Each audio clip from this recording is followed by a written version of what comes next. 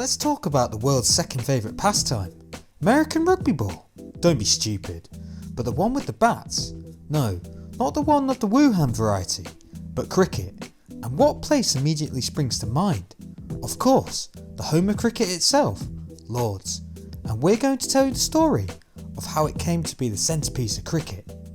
Our journey starts in the late 18th century with a cricket club who went by the name of the White Conduit Club. The WCC was essentially a gentleman's club who employed professional cricketers as coaches who play the odd game, with one of these coaches going by the name of Thomas Lord.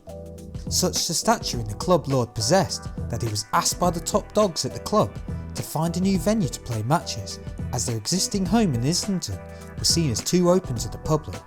Lord would find a new place in Dorset Square, to which the club would relocate to, and then would subsequently change its name to Marylebone Cricket Club. The club would play their matches at Dorset Square for over 30 years until 1810, when their lease on the land ended and an increase in rent left them looking for other options. So cheer up millennials, London was also expensive back then. The club would relocate north into St John's Wood on what was to be known as Lord's Middle Ground. However, their time at the Middle Ground would be short-lived, as the land which the club sat on was requisitioned by the government for the construction of the Regent's Canal. So in 1814, the club would move 300 metres down the road, with Lord bringing his turf along, with both a tavern and pavilion being built to set the club up at their new home. The new ground would take the name of Lord's, named after the main man, Thomas Lord himself. The original pavilion would survive for about as long as a Watford manager, being destroyed in a fire after just 9 years from opening. Fast forward into the 1860s, and the ground would transform with the building of the original grandstand in 1867 and a new tavern in 1868, but it was in 1890 when the ground would get its most iconic addition, a new pavilion. The structure was designed by a chap called Thomas Verity, who had designed plenty of London's theatres in the West End and oozes tradition, complete with terracotta facade, and houses the players' changing rooms. The pavilion still remains to this day, and up until 1999, women weren't allowed in the pavilion during match days. A few years later, the ground would be under threat by the Great Central Railway, who were building their new railway into Marylebone Station, and Lord's was in their way.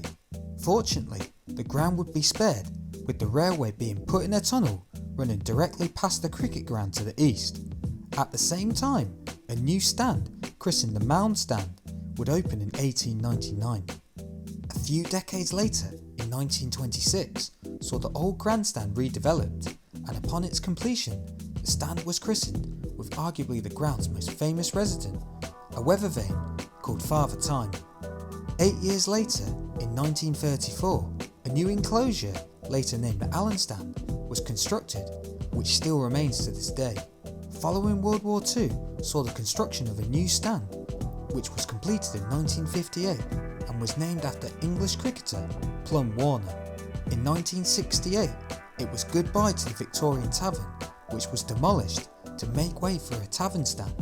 Fortunately, the tavern wasn't lost and was relocated opposite the new stand, which is still there today, charging punters over £5 for a pint of Foster's. Was all this legal? Absolutely fucking not. Towards the later end of the 20th century, saw the ground transformed again. The first of this was the appearance of the Mount Stand that was built in 1987, followed by the Compton and Edric stands in 1991. These stands were named after English cricketers Bill Edric and Dennis Compton, who was also a former footballer who played for Arsenal, winning both the League and FA Cup with them. So sorry Pepe, you have no excuses. He was by far the worst player on the pitch.